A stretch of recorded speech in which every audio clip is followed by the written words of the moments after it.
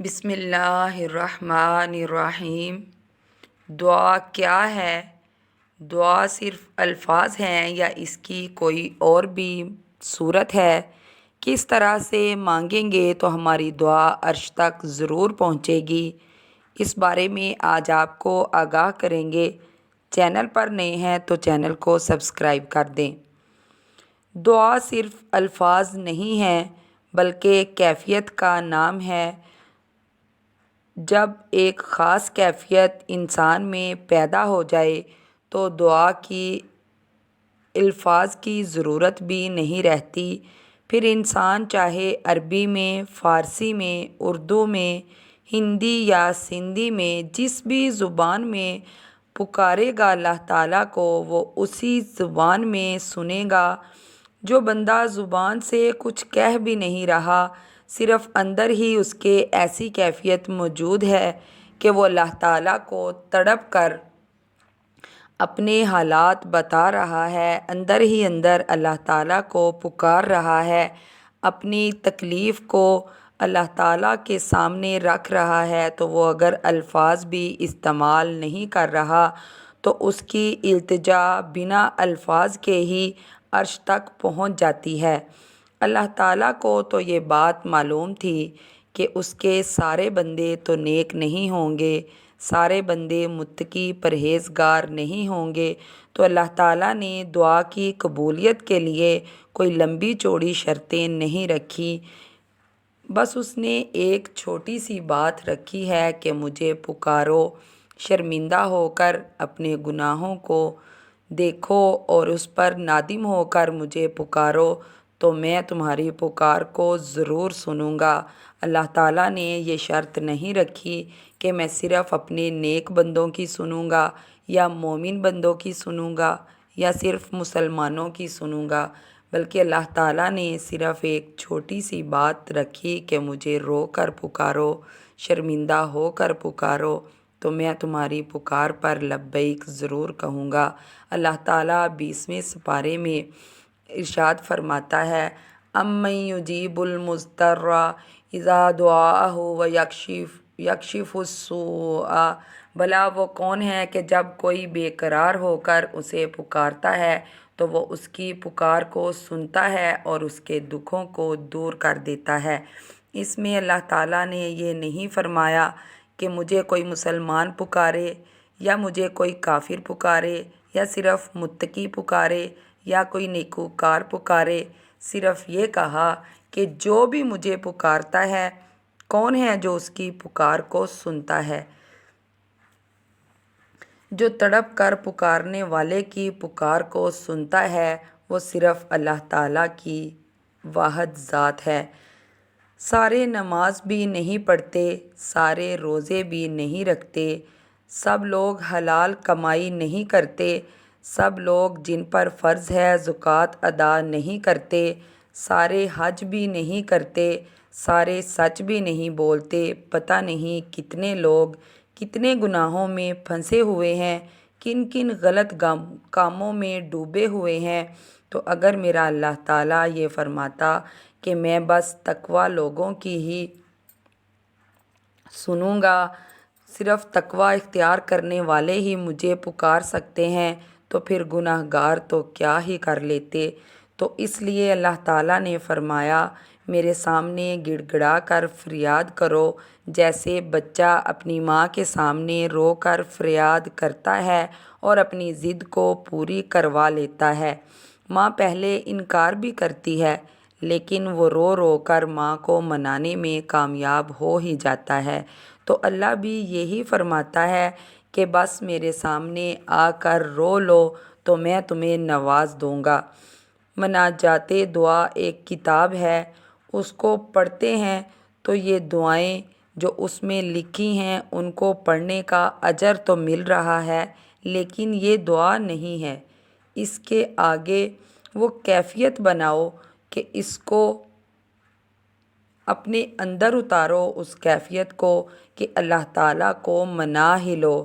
کچھ لوگ اپنے آگے کتاب کھول کر دعائیں پڑھ رہے ہوتے ہیں اور سمجھتے ہیں کہ ہم دعا مانگ رہے ہیں، حالانکہ یہ دعا مانگنا نہیں، دعا پڑھنا ہوتا ہے۔ دعا پڑھنا اور چیز ہے اور دعا مانگنا اور چیز ہے۔ کچھ علماء اکرام نے یہ معمول بنا رکھا ہے کہ نماز کے بعد چند دعائیں پڑھتے ہیں، نمازی آمین کہتے ہیں اور ان کو لگتا ہے کہ لو جی دعا ہو گئی۔ نہیں، یہ دعا پڑھی ہے، اس کا اجر و ثواب تو ضرور ملے گا، لیکن یہ فریاد نہیں ہے۔ یہ اس طرح اللہ تعالیٰ کو پکارنا نہیں ہے جس طرح اللہ تعالیٰ کو پکارنا چاہیے۔ اندر سے نکلی ہوئی فریاد کا نام ہی دعا ہے۔ اللہ تعالیٰ فرماتا ہے المضطر، یعنی کوئی پابندی نہیں، مسلمان بھی نہ ہو، جو مرضی ہو کوئی بھی فریاد کرے میں عطا کروں گا۔ المضطر کا مطلب یہ نہیں کہ مجھے صرف متقی پکارے، نیکوکار پکارے۔ اس کا مطلب اللہ تعالیٰ نے یہ رکھا ہے کہ مجھے کوئی بھی پکارے، چاہے وہ کافر بھی ہو، اگر مجھے بے قرار ہو کر پکارے گا، مجھ سے مانگے گا تو میں اسے ضرور دوں گا۔ اللہ تعالیٰ اس کی ضرور سنے گا۔ اللہ تعالیٰ نے المتقی نہیں کہا، المضطر کہا۔ چاہے وہ کوئی پتھر کا پجاری ہے یا گائے کے سامنے جھکنے والا ہے، اللہ کے سامنے سر جھکاتا ہے یا بت کو پوجتا ہے، جو بھی اللہ تعالیٰ کو تڑپ کر رو کر پکارتا ہے تو وہ اس کی ضرور سنتا ہے۔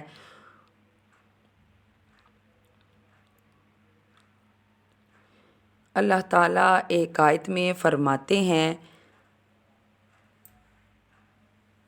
میں پکارنے والے کی پکار کو قبول کرتا ہوں، ضرور سنتا ہوں۔